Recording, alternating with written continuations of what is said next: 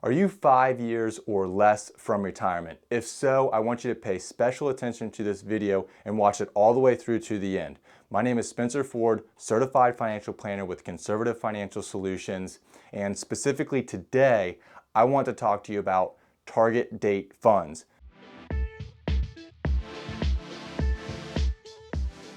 We're really going to go through an example of the 2025 target date fund, but even if you're not in the target date fund of 2025, please pay special attention because chances are you're still going to be affected.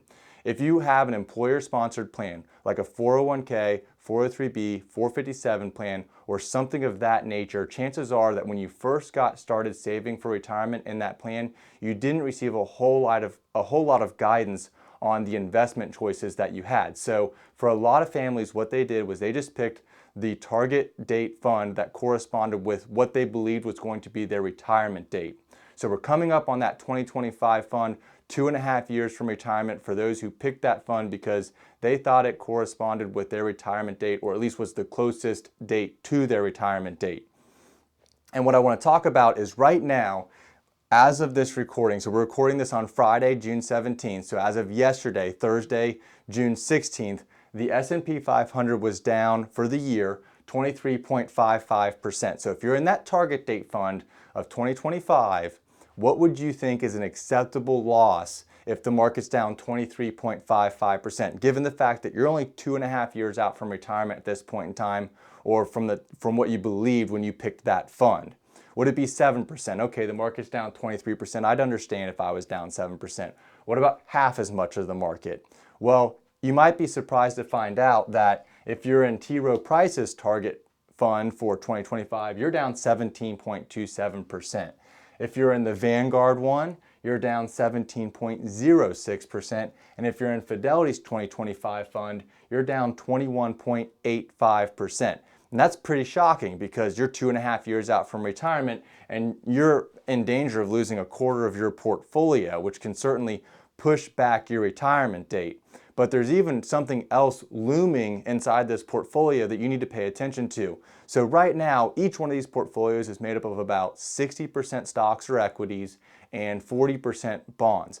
That 60% that's in equities, yes, the market is experiencing a decline right now, but when the market recovers, that 60% is going to take care of itself.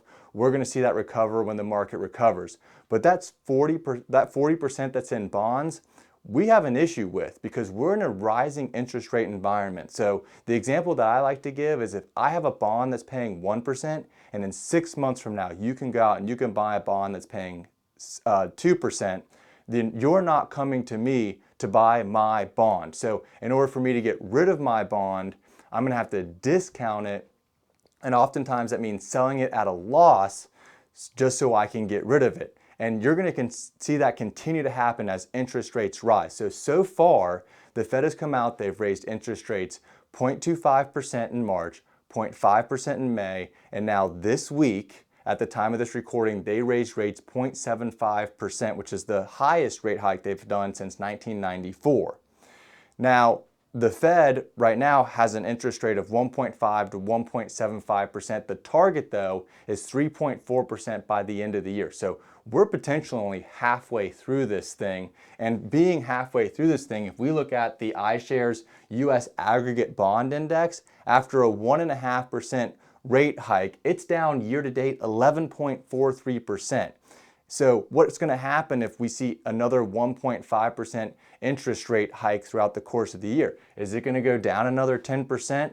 It's most likely not going to go up. And this isn't going to be the last year we see interest rate hikes. This is expected to continue on for several years as we try and get inflation under control. And you simply cannot afford to have 40% of your portfolio that you know is going to experience these losses over the next several years. And BlackRock and Vanguard, not that I agree with everything that they do, but two of the largest financial institutions in the world are projecting that over the next decade, best case scenario is bonds are going to average 2% annually. So you're just losing to inflation, you're losing purchasing power by not doing something with that portion of the portfolio. And the thing is you do have options. You have really good options. We've talked about buffered exchange traded funds in the past. on this channel, and you can look for that video and watch it. And there's all the other investment options that you have as well. If you're over the age of 59 and a half, you can do a rollover, and there's even more options available to you. So it's something you definitely want to look into. Have a conversation with your financial planner. If you're not having a conversation with them, you're just doing yourself a disservice, because Mark Twain has said that one of his famous quotes is, "History doesn't repeat itself, but it rhymes." We're in one of those periods right now where the economic environment that we were in last year is not the same as the economic environment that we're in this year, and there's some tweaks that need to be made in order for you to put your money in the best position possible for it to grow. And that's what you need to have happen, not only leading up to retirement, but as you're going through retirement. So thank you for watching this video. Go to your 401k, 403b employer plan. Check out, see what you're invested in. If you're in a target date fund and you need someone to talk to, please give us a call. We're just trying to help out as many people as we possibly can. We're meeting with the families that we serve every single day, putting their portfolios in the best position possible for them. So you'll see the number on the screen there. And again, thank you for watching this video, and we'll see you in the next one.